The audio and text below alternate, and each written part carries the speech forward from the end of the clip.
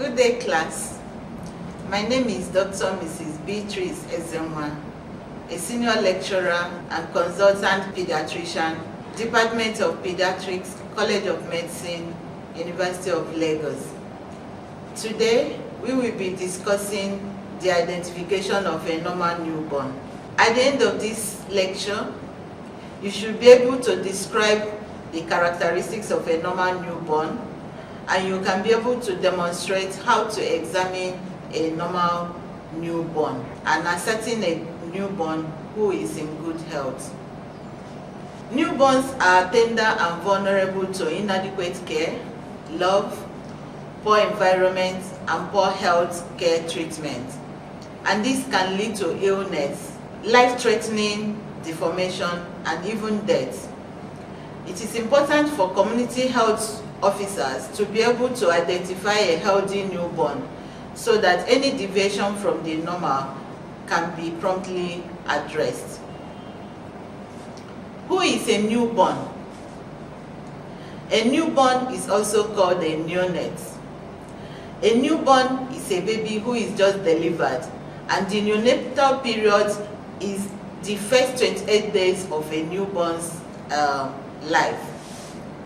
During these first 28 days of life, a lot of things happen. This is the time that the mother and the baby establishes feeding. The time they establish the feeding pattern, the time the bonding begins between the newborn and the mother or the carer.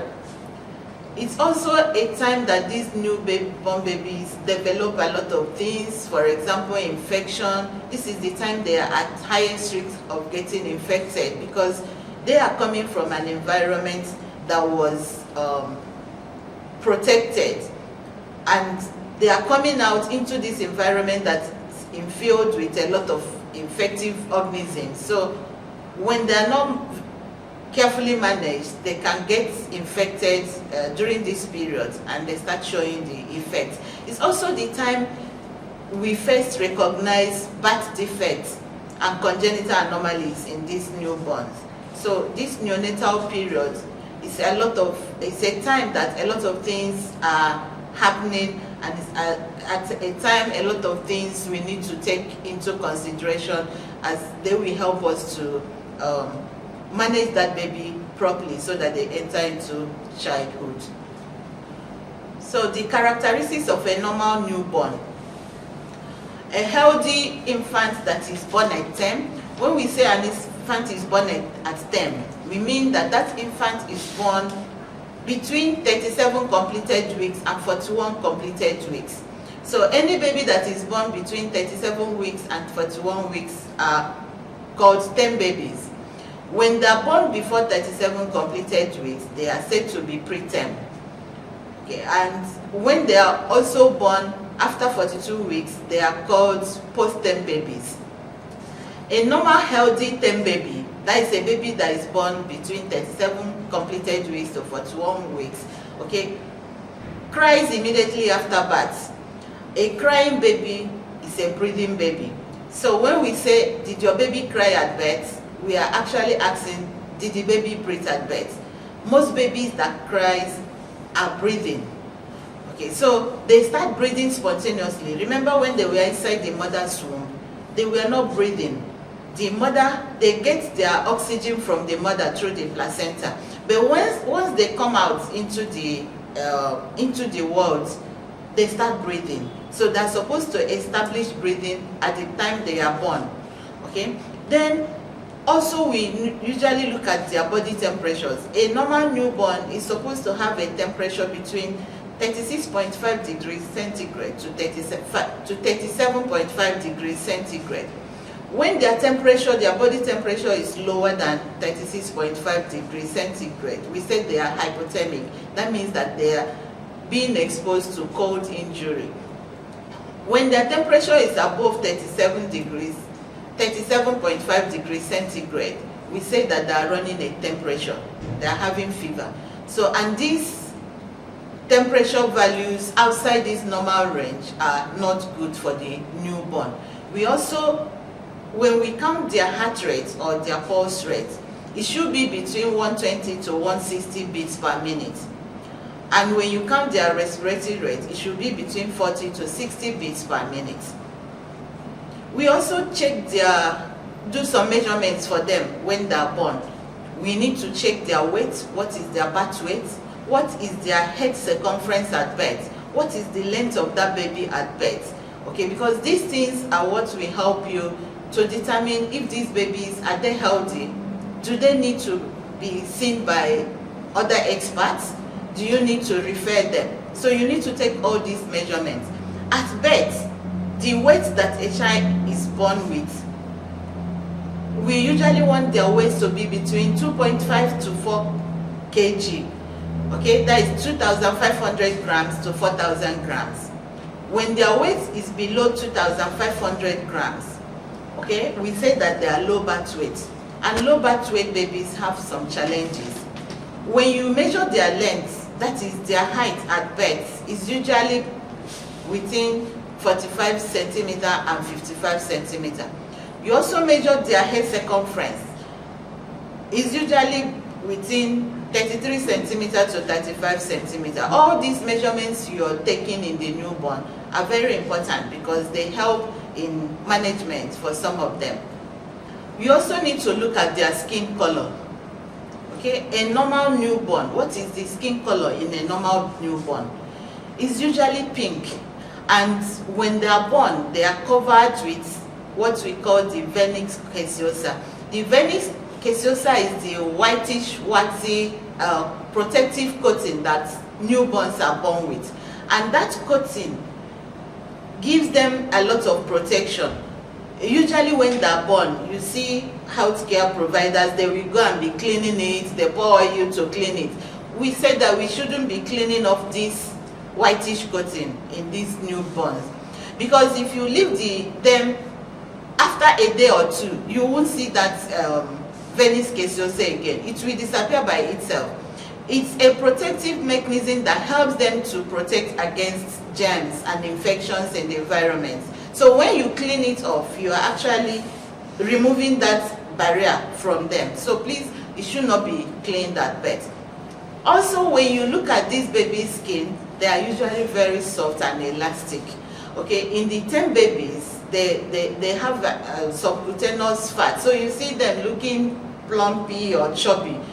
Unlike in the preterm, their skin is usually very thin, and when you look at it, it's like if you touch it, it will break. Okay, and the preterm skin is also covered with tiny hairs, which we call the lanugo hairs. These are newborn body hairs. After a few days, they will disappear. You don't need to do anything to it. Okay, it will all disappear. It's commoner in the preterm babies. For the post-term babies, those are babies who stayed, they are overdue in the womb before they are delivered. They are delivered after 42 weeks of gestation. These babies, if you see their skin, they are wrinkled and they have less of that vernix caseosa. Okay, so some of these appearance of the skin is also going to help you classify this baby to know, are they 10 babies, are they preterm babies, are they post-term babies. Your examination also includes examining the genitals of this newborn. In the genitals, you must examine the testes. The testes must be within the scrotum. The labia majora should cover the labia minora and the clitoris in the female newborn. Blood-stained vaginal discharges may be seen in the female newborn, and this is due to the maternal estrogen that is acting on the baby. Okay, usually within a few days they disappear, so it's nothing to worry about in them. You must examine the back of the baby. When you run your hand along the spine of the baby, it's usually smooth and firm. You need to do this because there are some abnormalities that can be identified on the back of the newborn. A child who has spinal bifida should have a mass at the back, so you need to identify that it's not there. Sometimes you may not see anything when you examine the back until you run your hand along the spine And when you run your hand, you may feel a dimple or a depression, and this may be a sign that that child has some other abnormalities that you need to draw attention to. You also need to examine the anus. Anus has to be patent. A perforated anus is usually confirmed if that baby passes meconium within 48 hours of birth. The newborn reflexes are also something to examine in the newborn. You need to identify these normal reflexes in the newborn. Sometimes you don't even know, as you're observing the baby, you will see the baby performing some of them. For example, the startle reflex. Babies usually startle to loud noises that are close to them. So you can be examining the baby and somebody makes a loud noise. Once the baby hears it, they jerk. Okay, and then rooting reflex, you can elicit this by stroking the side of the mouth of the baby with your finger. The baby will turn the head towards that side, and that is this rooting reflex that allows them to root for the breast. So when the breast comes close to their mouth, they turn their mouth towards that and then start sucking. So newborn are also supposed to have a good sucking reflex. When you insert the hands into the mouth of a newborn baby, it will start sucking your finger. Okay, so and the sucking is rhythmic. And these reflexes that usually they are there at birth and they disappear at certain intervals. You can look at when the baby's these reflexes disappear.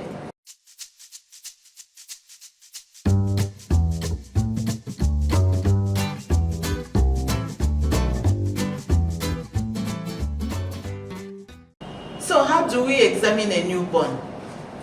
The complete newborn examination is extremely important, as it shows whether the newborn is ready for the life outside the womb, or if the child has an imminent medical problem that needs to be attended to.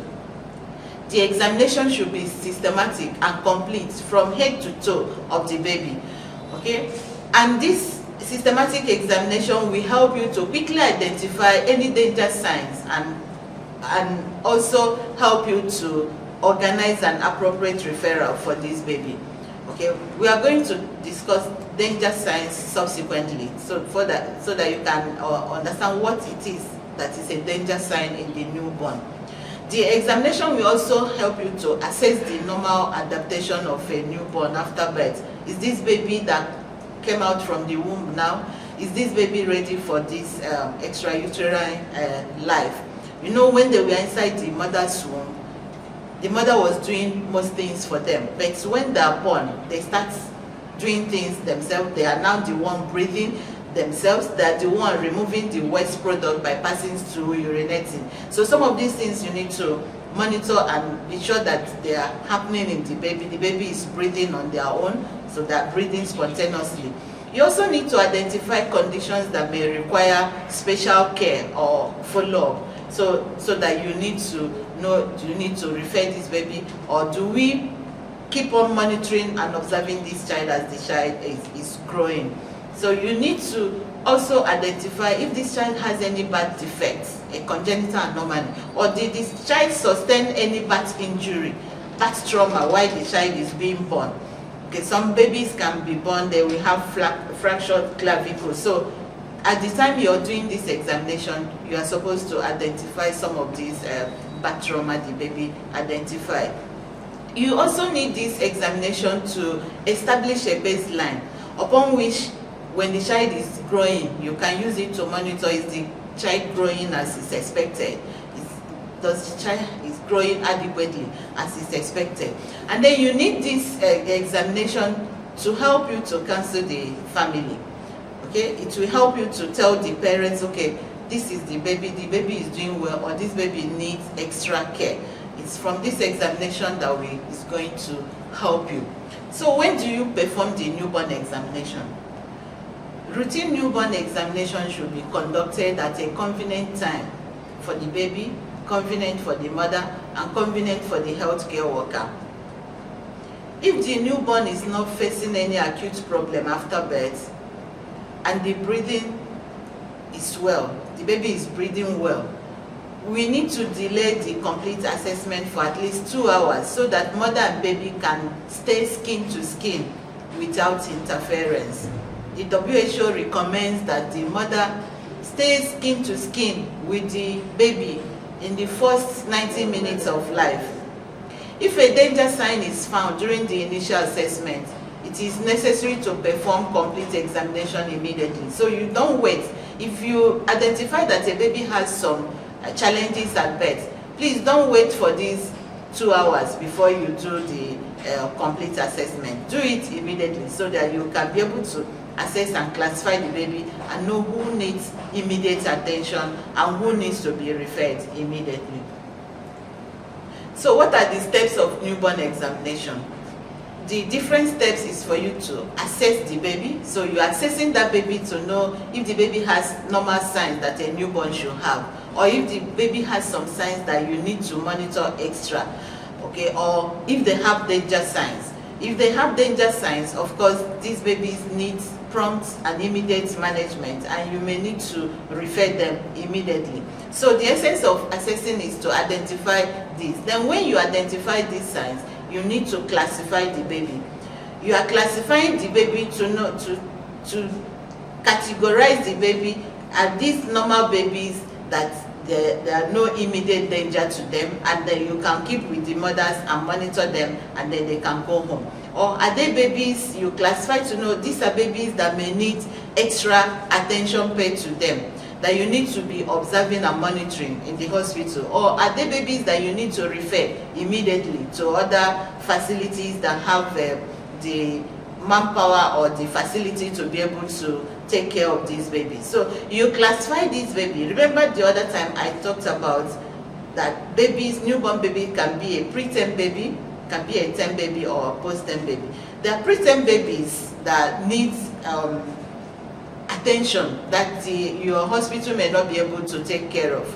Okay, so you need to classify them. Are they small babies? Small babies are babies who are less than 1,500 grams at birth. These babies need special attention and need to be referred to facilities that can be able to manage them. So when you classify these babies, remember we also said take their temperature, you must check their temperature, you must check their weight. So these are steps that can help you to classify these babies. And when you classify the baby, it will help you to know, are there babies, these babies, are you going to treat them immediately before referral? Okay, then with it, you can counsel this family, this mother appropriately concerning their babies. Note that the parents are usually present and wants to hear about this, your assessment, this examination of the infant that you are doing. Okay, so you need to communicate to them when you finish your assessment. Also remember that this newborn, we are coming from an environment that is warm in the mother's womb. They now come outside. So when you're doing your examination, remember to also keep them warm. You can examine them in a warm environment, either a resuscitator with the warmer on, or you cover them. You can put cap on them and cover them, protect them, give them more warmth at the time you're examining them. Don't expose them to the cold environment. Remember also that these babies were coming from a protected environment, like I said before. So inside the womb, they are protected from infection. However, when they are born, okay, there are a lot of organisms in the environment and we need to protect them from them. So hand washing is very crucial. You must wash your hand before you touch the baby. Wash your hand before you do the examination, and wash your hand after touching the baby. And when you have finished examining the baby, you need to communicate your findings to the parents. Discuss with them the results of your examination and carry them along. If you need to refer the baby, you need to tell them. If the baby is fine and is doing well, you need to also tell them. The danger signs for newborn, you need to recognize these danger signs because they are a threat to the infant's life. And they are usually, in babies, they may be non-specific.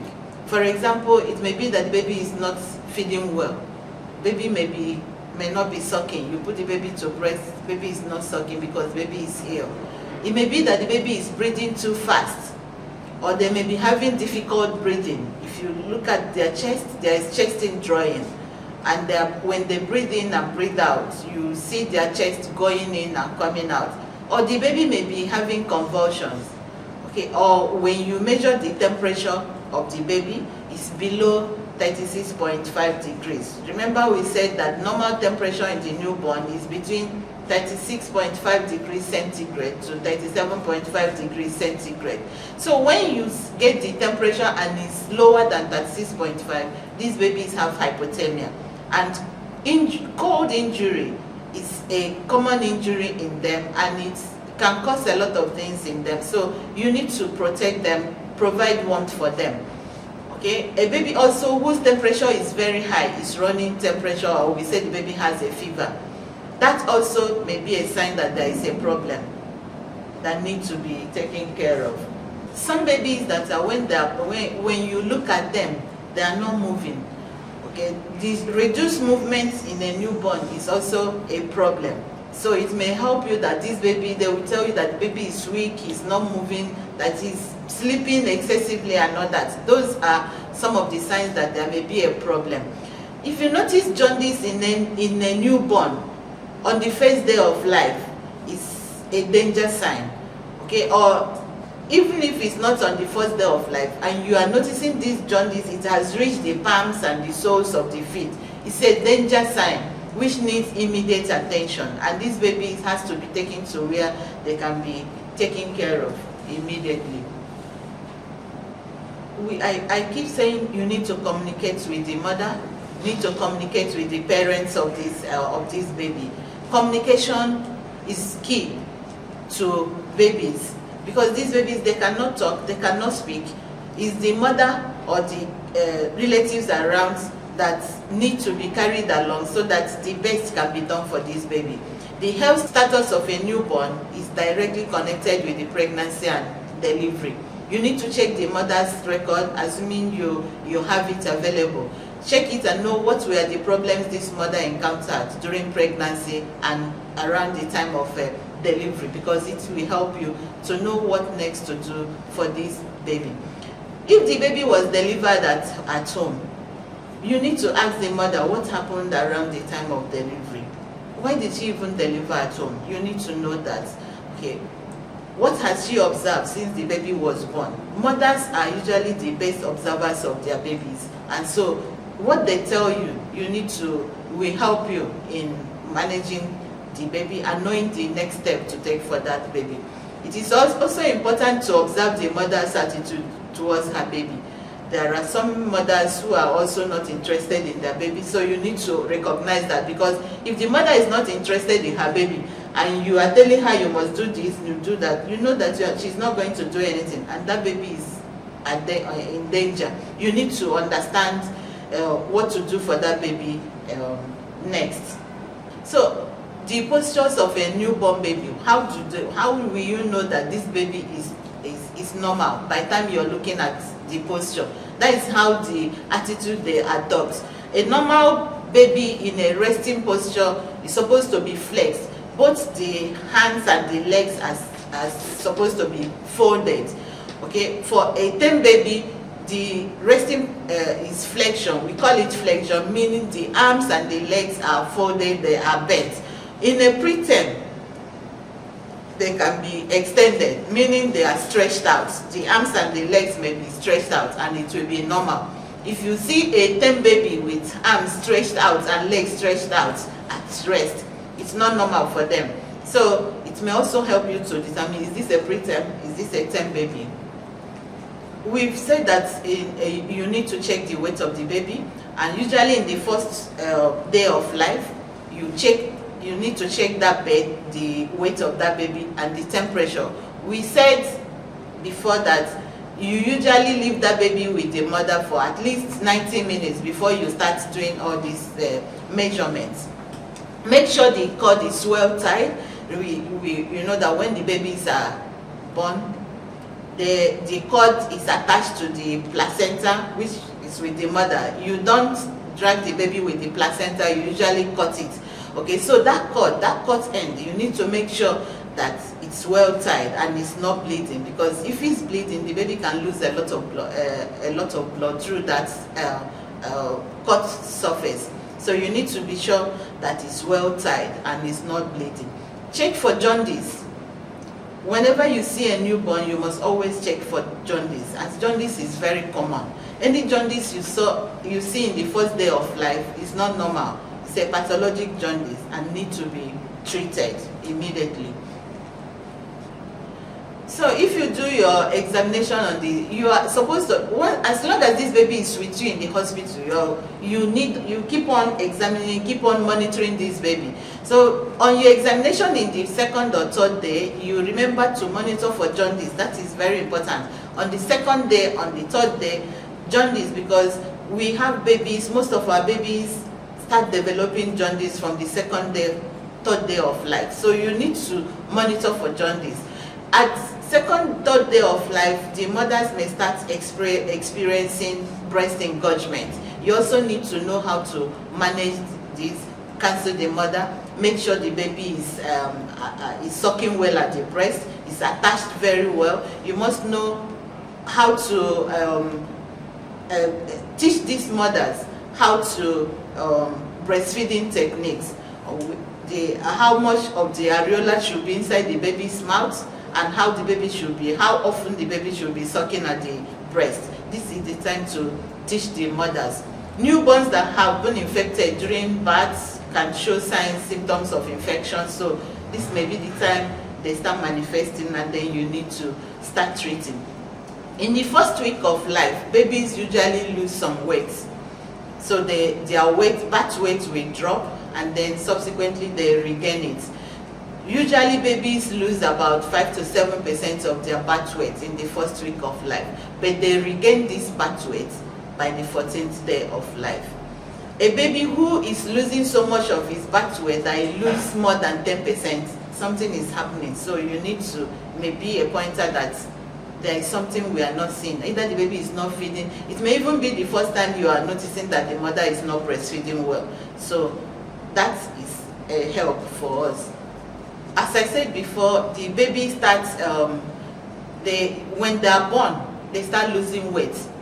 Okay, they lose 5 to 7% of their birth weight, but they regain that birth weight in the second week. By the 14th day, babies are supposed to have regained their birth weight and then start gaining. Newborns that have been infected during birth can show signs of infection by the time they come for this visit.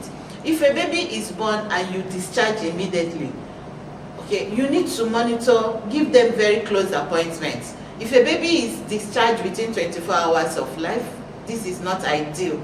But if the baby is discharged before the 5th day of life, you need to see that baby. Remember, jaundice is usually starts coming from second to third day. So you need to give them a very short appointment. Okay, and always remember to examine babies in the first week for jaundice. So in concluding this, we say again that community health officers who are able to do basic examination of the newborn and identify a normal newborn are in a better position to counsel and reassure the mothers and their families on the condition of their baby. They can be able to educate the mothers or the families on the danger signs in the newborn, and if the patient requires quick referral, they can be able to do so immediately. If the child has signs of infection, they will be able to manage or refer the baby where appropriate treatment can be given. Prompt referral is always very important. So you need to identify when to refer this baby. Identify a child who has a danger sign, identify a baby who needs extra care, and refer promptly. Not delaying the referral of these babies until many complications have set in. It's not good to refer them at that time. Refer them promptly so that care can be given to the babies. So now time for the practical session. You are going to demonstrate the examination of a newborn on a newborn model. For you to practicalize all this we have taught you now, the demonstration how you can examine a newborn. So the practical now starts. Thank you.